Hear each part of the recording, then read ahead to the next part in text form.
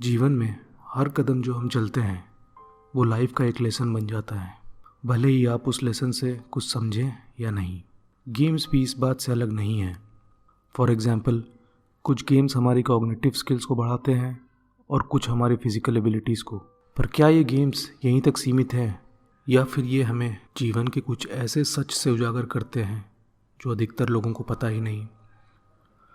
मैं यहाँ नेटफ्लिक्स के टीवी शो स्क्विड गेम्स की बात कर रहा हूँ।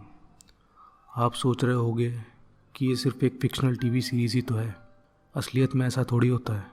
शो फिक्शनल है या नहीं यहाँ पे ये इम्पोर्टेंट नहीं, बल्कि प्लेयर्स के लाइफ सिचुएशन और गेम में रखे गए कंडीशंस में प्लेयर कैसे एनैक्ट करते हैं वो हमें असलियत से मिलाता है। So without further ado, let's dive in. First game, green light, red light, or should I say right or wrong, left or right, sloppy or composed. Often life throws us in situations where we are not prepared. We don't know how to act in that situation. We have never heard of, or we don't want to be in that situation. In short, you either fall in line or simply get out of it. But sometime getting out means you will no longer be able to stand up again. So what do we learn? Number one is rules. सारे players एक line में खड़े हैं, सबको rule समझा दिए गए हैं, लेकिन रूल्स फॉलो नहीं करने का मतलब इन्हें अभी पता नहीं। सेकंड है कंपोजर। कॉलेज के लास्ट ईयर में कुछ कंपनीज आके बल्क में बच्चे उठा ले जाते हैं, फिर उन्हीं बच्चों को ट्रेनिंग में डाल के शॉर्टलिस्ट किया जाता है। जो बच्चे कंपनी के लाइन में सेट होते हैं उन्हें रखा जाता है और बाकियों को बाहर का रास्ता दिखा देते हैं। गेम में भी कुछ ऐसा ही था। कंपोजर का मतलब वो स्टेट जहाँ पे पूरी तरीके से आप काम हो और आपकी फीलिंग्स आपके कंट्रोल में हो। जो स्टेट में रहेगा वही गेम में सरवाइव कर पाएगा। इसका मतलब जितना जल्दी से जल्दी आप गेम को समझ जाएं आपके लिए उतना ही बेहतर होगा। आपकी नई कंपनी का वर्क एथिक पिछले वाले से बिल्कुल अलग है। इस बात से परेशान होने की ज़रूरत नहीं, बल्कि अपने आप को इवॉल्व करने की ज़रूरत है। सेकेंड गेम है honeycomb candy.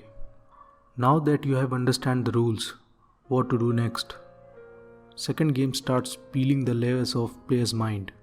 It questions your understanding and how do you choose a certain path.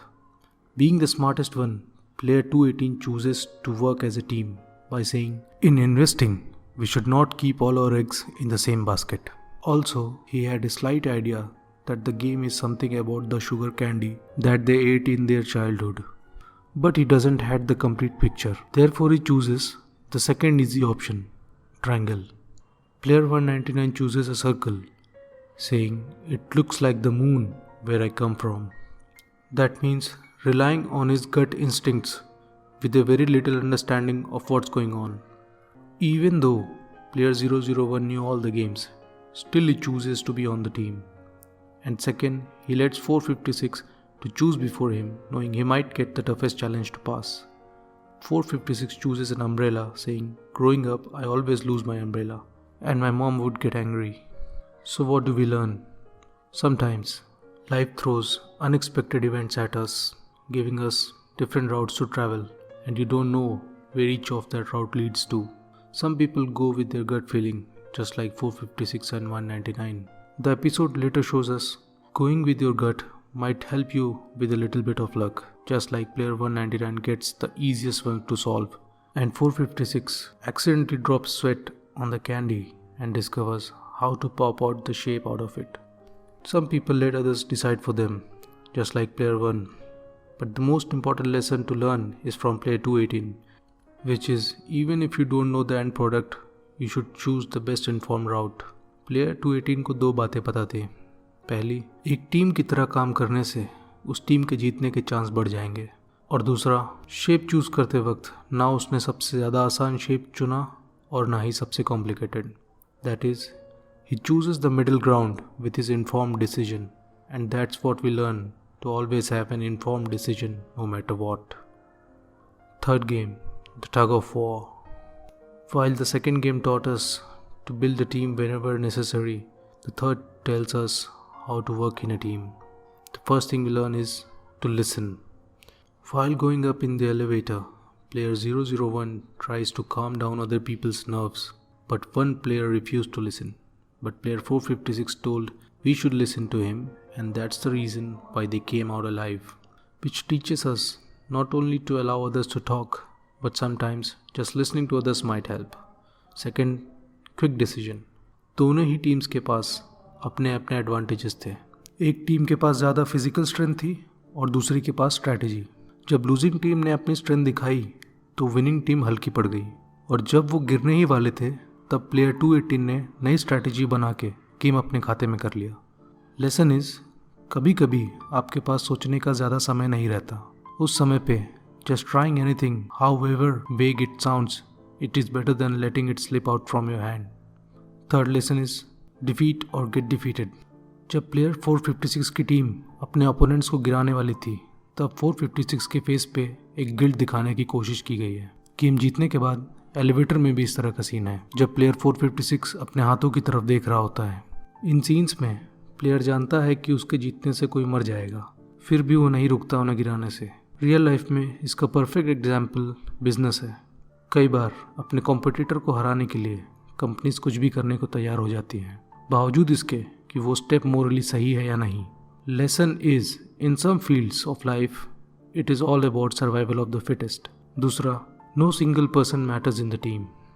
Had they not listened to 001 or followed the quick-witted solution of the player 218, the team might have lost the game, which tells us in a team, no one else is more important than the team, no matter how big or small their contribution is. Fourth game, Marbles. Marbles का game mainly focus करता है human behaviour पे. क्योंकि पिछला game एक team game था, इसलिए players ने उन्हीं लोगों को चुना जिन्हें वो या तो पसंद करते थे या तो उनके साथ में होने से उनके जीतने का चांस बढ़ जाता. Fourth game asks more questions than giving lessons. For example, let us divide them into 4 teams. The first one, 199 and 218. शुरुआत में दिखाया है कि player 218 chooses 199 over his friend player 456 because of his strength, या फिर उसे लग रहा होगा कि ये इतना स्मार्ट नहीं है और मैं इसे हरा सकता हूँ किसी भी गेम में. बावजूद इसके 199 ने 218 को मार्बल्स के गेम में हरा दिया. But since 218 was more cunning, he manages to receive all the marbles from 199 by deceitful means. So, is he a rational person or just pure selfish one? Team 2, 101 and his sidekick. Throughout the game, 101 was the most evil player and the partner he chooses is no less. But until this game, they were friends. And suddenly, when the game started, they became enemies. It tells us about the evil guys, that they have no remorse whatsoever. Even the closest ones to you are not your friends. Remember when 199 was betrayed by his friend in the car, where he jumped off the bridge after killing his friend? Question is, if you are evil, does the state of paranoia is normal to you, or the vice versa is true? Team 3, player 240 and player 067. 240 asks 067 to choose her for this game. 067 asked why. 240 replied, she'll make sure that 067 wins no matter what. Later, 240 chooses to talk instead of playing. 067 agrees to that as well. Game end होने के थोड़े पहले, they started playing, but 240 yielded easily. The reason 240 gave is she has no one outside to live for, and 067 has. She gave her life for someone she barely knew. वो जानती थी बावजूद इसके कि 067 के जीतने के चांस बाकियों के मुकाबले कम थे, तो क्या उससे पता था कि वो गेम नहीं जीत सकती? और क्योंकि 067 ही इकलौती प्लेयर थी जो उसके काफ़ी क्लोज थी, इसलिए उसने अपना सेक्रीफाइस कर दिया. In life, how do you make that decision when you sacrifice your needs and aspirations for the one close to you? Team 4, player 456 and player 001. अगर हम इस बात को हटा दें कि 001 ऑलरेडी गेम जानता था, तो हम कह सकते हैं कि ये दोनों ही प्लेयर्स काफ़ी इमोशनल कैरेक्टर्स हैं. 001 always played a fair game. उसने कभी भी 456 को फोर्स नहीं किया कुछ करने को, और यहाँ भी ऐसा ही देख सकते हैं जब उसने प्लेयर 456 को अपने लिए दूसरा पार्टनर चूज़ करने के लिए कहा, लेकिन 456 ने 001 को ही चुना, ये सोचते हुए कि कहीं अकेले रह जाने की वजह से उसकी मौत ना हो जाए. गेम के शुरुआत से पहले दोनों ने एक दूसरे को गाम्बू यानी कि बेस्ट फ्रेंड्स बताया, और 001 ने कहा कि एक गाम्बू अपने फ्रेंड्स के साथ सब कुछ शेयर करता है. लेकिन जब उन्हें पता चला कि उन्हें गेम एक दूसरे के अगेंस्ट खेलना है, तब प्लेयर 456 के कैरेक्टर में काफ़ी बदलाव आ गया. जहां प्लेयर 001 ने गेम खेलने से इनकार कर दिया, वहीं 456 बार बार उसे खेलने पर मजबूर कर रहा था। गेम के एंड में जब प्लेयर 456 हारने लगा तो उसने चीटिंग का सहारा लेके 001 को हराने की कोशिश की, लेकिन 001 उससे एक कदम आगे ही था। एंड में 001 ने 456 को कन्फ्रंट किया कि तुम मेरे साथ चीटिंग कर रहे थे। तब 456 को रियलाइज़ हुआ कि वो अपने दोस्त के साथ गलत कर रहा था। इसके बाद प्लेयर 001 ने 456 को अपने सारे मार्बल्स देते हुए कहा कि हम गांबू हैं, और 456 ने एक्सेप्ट कर लिया और टीवी सीरीज़ के हिसाब से 001 की डेथ हो गई। ये गेम हमें ह्यूमन साइकोलॉजी और उसके नेचर के बारे में बहुत कुछ समझाता है। प्लेयर 456 एक अच्छा इंसान है, लेकिन एडवर्स कंडीशंस में ज़्यादातर इंसान सेल्फिश ही बन जाते हैं, जैसा कि 218 ने 199 के साथ किया। पर कौन सही है या कौन गलत, ये डिसाइड कैसे होगा? हर आदमी मतलबी और दयावान दोनों हो सकता है, जैसे कि 199, 001 और 240 ने जाने अनजाने में दया दिखाते हुए अपने ओपोनेंट्स को जिताया, और 456, 067 और 218 ने सेल्फिश होते हुए उस ऑफर को या एक्सेप्ट किया या तो छीन लिया। क्वेश्चन इज, जब आप दोस्ती को ऊपर रखते हुए हार गए, जो कि एक ह्यूमन वैल्यू है, तो क्या आप रियल लाइफ में लूज़र कहलाएंगे? या फिर जब आपने अपनी ईगो को ऊपर रखते हुए सेल्फिशनेस को चुना, तो क्या आप विनर कहलाएंगे? दोनों ही कंडीशन में दोनों ही ओपोनेंट्स ने एक चीज़ सही की और एक चीज़ गलत। हारने वाले ने ह्यूमन वैल्यू में 1 पॉइंट जीता और गेम हार गए, और जीतने वालों ने गेम में तो पॉइंट बना लिया पर वैल्यूज़ में वो हार गए। 5th game, class bridge. Class bridge game changes the perspective और the point of view for the viewers. हम सब अपने अपने सर्कल में बैठे हुए हैं ये सोच के कि हमारी लाइफ और हमारे इमोशंस हमारे कंट्रोल में हैं, लेकिन असल में हम सिर्फ पपेट्स की तरह हैं। गेम में ये दिखाया गया है कि गेम एक डेमोक्रेटिक तरीके से खेला गया है, जहाँ प्लेयर्स अपनी ही वजह से जीते या मरते हैं, लेकिन असलियत में ऐसा नहीं है। Game is controlled by some rich individuals who got bored in life and decided either to invent or play a game of killing. For example, जब एक कंटेस्टेंट टफ ग्लास और ब्रेकेबल ग्लास के बीच में डिफरेंस पता कर लेता है, तब एक बाहर बैठे हुए VIP गेस्ट ने कहा, अब गेम बहुत बोरिंग हो जाएगा। उसके ऐसा कहते ही गेम के रूल को फ़ौरन बदल दिया गया और लाइट्स ऑफ कर दी गई, ताकि उनके गिर के मरने के चांसेस बढ़ जाएं। इसमें डेमोक्रेसी खोजने की कोशिश करिए। इस गेम को जीतने के बाद 3 प्लेयर्स बचते हैं, but instead of letting them play the 3rd game, they gave them a knife so that they can democratically decide who to kill, because they knew there is a chance 2 of them may decide to quit the game with a majority decision democratically. इसलिए 218 ने 067 को मौका देखते ही मार दिया, पर जब 456 218 को मारने के लिए दौड़ा तो उसे रोक लिया गया ताकि नेक्स्ट गेम खेला जा सके। कुछ फैमिलियर लग रहा है आपको रियल लाइफ से? एक एग्जाम्पल देता हूँ। एक देश में एक पॉलिटिकल पार्टी चूज़ की गई। वो चूज़ तो लोगों ने की, but it was ran by some powerful people. वो लोग जो बाहर बैठ के इस शो का मज़ा ले रहे हैं। They also control the politicians who can change the game और इट्स रूल्स, और who is allowed to play or not at any time they want, and still make us believe it is we who run the show, and we being the puppets believe it. This game can be anything but democratic, but it teaches us something about our political society, that no matter what the era is or how modern the society is, it will always be controlled. Maybe because people like to live in herds and they need a shepherd to control them. 6th game, the Squid Game. Like I said earlier, हर आदमी के अंदर अच्छाई और बुराई होती है। कभी हम पर अच्छाई हावी होती है तो कभी बुराई। This is not a game anymore. For the first time in the game, player 456 is eager to win or kill someone, something we haven't seen before.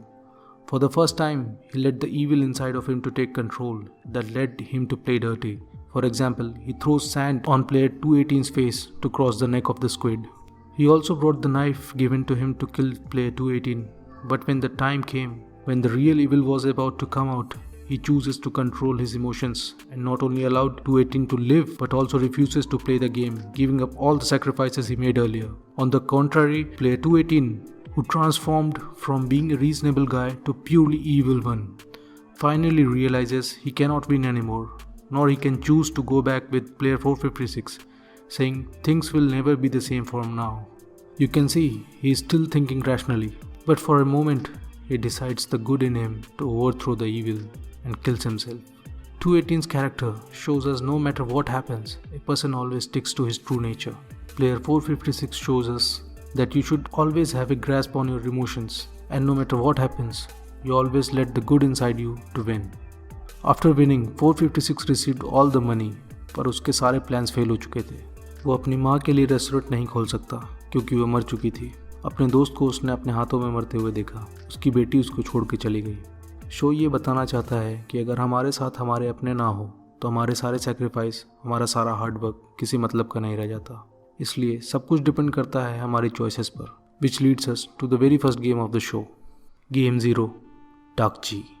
Show के पहले ही एपिसोड में इस गेम को दिखाया गया है कि एक अनजान आदमी आपके साथ गेम खेलने के लिए ऑफ़र करता है और अगर आप जीतते हैं तो वो आपको पैसे देगा और अगर हारते हैं तो आपको थप्पड़ मारेगा। आप कितनी भी बार इस गेम को खेल सकते हैं। पैसे जीतने के बाद आप स्क्विड गेम खेलने के लिए इनवाइट किए जाते हैं। इन तीनों स्टेप्स में आपके पास एक चीज़ है, चॉइस।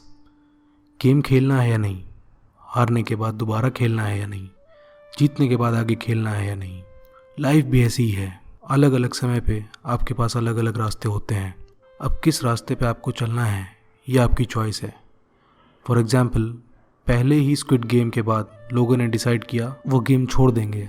छोड़ते समय उनके पास एक ऑप्शन था कि वो लोग अगर वापस आना चाहें तो आ सकते हैं। ये जानने के बावजूद कि रिज़ल्ट क्या होगा, वो लोग वापस आए। अब आप चाहे उसका रीज़न कुछ भी दीजिए, ये फैक्ट है कि गेम खेलना या नहीं खेलना वो आपकी चॉइस है। So that's what we learn from here. We must choose carefully. I hope you may have liked these lessons and maybe you can incorporate them in your lives. And of course, thank you for watching.